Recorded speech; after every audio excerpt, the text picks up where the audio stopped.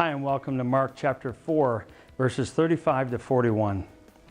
Have you ever had that experience where your boss or your company has asked you to go away for a day of training, 8 hours of note-taking and lecture listening, maybe even a 2-day training, where at the end of that training, unbeknownst to you, they're going to offer an exam that you have to pass?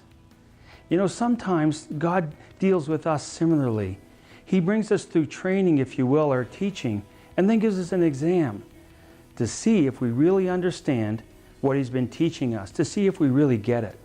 You know, to this point in the Pathway Start, under the Pathway Start link, we've been watching the good news.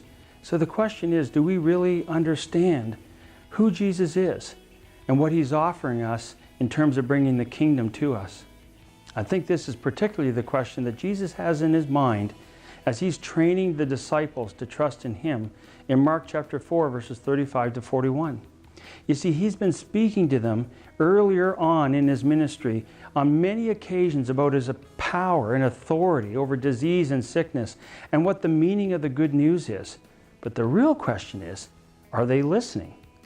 And so He says, hey, it would be a great idea if we could go out on the lake at night, alone, away from the crowds, where I can see whether you really understand what it is I've been teaching you.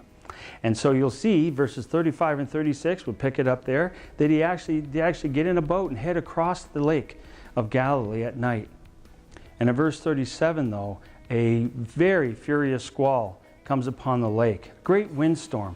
And it was so great that the waves came in over the boat and threatened to sink it. And the disciples were afraid. They were very afraid. But interestingly enough, they go to Jesus, but what is Jesus doing? He's asleep on a cushion in the boat.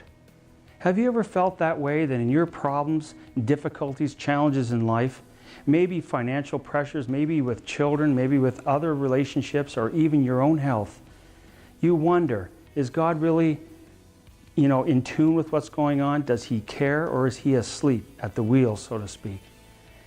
And the disciples, they have that question too. They see Jesus asleep, and with some indignance, they say to Him, "Teacher, don't you care if we drown? God, don't you care the problems I have at my workplace? Don't you care about my health?" See, we have the same questions they did. They've also heard the good news and are now getting the exam. We've heard the good news, so the question is, are we listening, and what exam has God brought into our lives to help us understand? Well, Jesus gets up in verse 39, doesn't He? And He rebukes the wind and the waves, and it all calms down.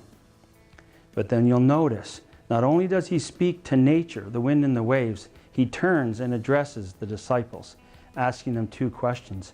Why are you so afraid? In other words, why have you forgotten so quickly who's with you in the boat? Why do you still have no faith, or do you still have no faith? You see, we need a test in our lives, an examination, if you will, to see if we have been listening, if we really do understand the good news.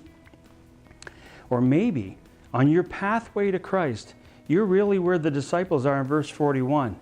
They saw His amazing power over the sea and over nature, and they were more afraid than they were at the beginning of the storm.